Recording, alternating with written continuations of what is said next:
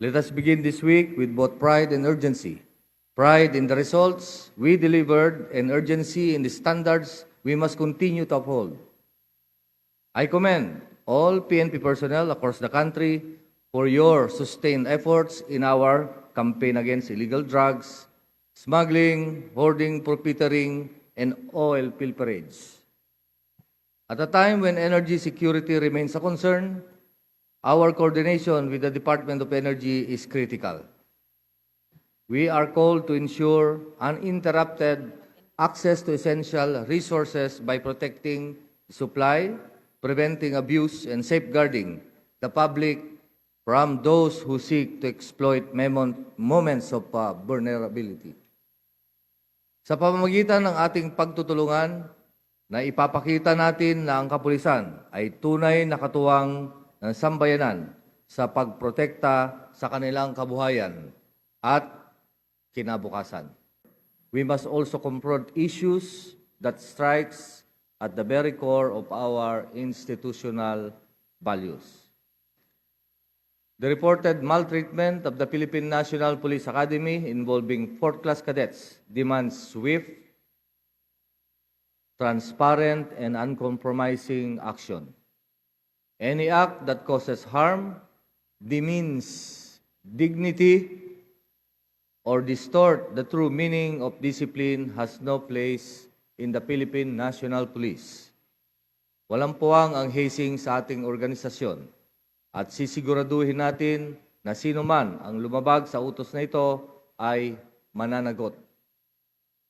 I have directed the Directorate for Plans, the Directorate for Education and Training, the Directorate for Personnel and Records Management, and the Philippine National Police Academy to conduct a full and thorough reassessment, not as a routine review, but corrective action to strengthen safeguards, enforce accountability, and enforce that this does not happen again. Nuulit ko, walang puwang ang hazing sa ating hanay. Ito ay isang tahasang paglabag sa disiplina, dangal at sa ating paninindigan bilang mga alagad ng batas. Hindi natin ito kailanman palalampasin o hahayaan.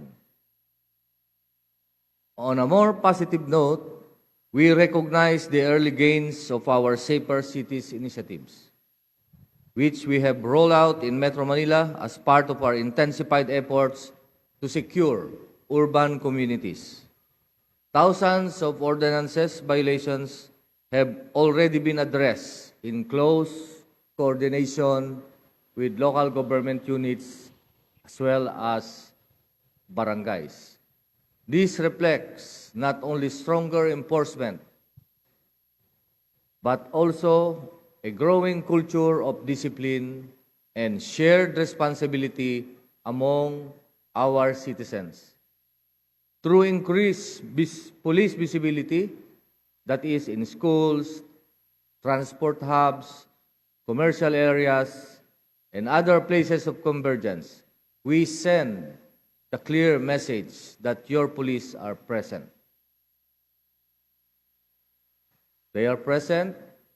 They are alert and ready to respond. This is about prevention, presence, and partnership. To all PNP personnel, remain firm in your duty. Let discipline guide your actions, and let accountability shape your decisions. We carry authority, but more importantly, we carry the trust of the people.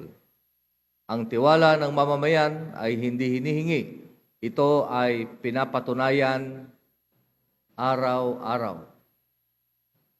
Together, let us build a police organization that the nation can be proud of. One that is responsive in action, upright in character, and deeply connected to the communities we serve.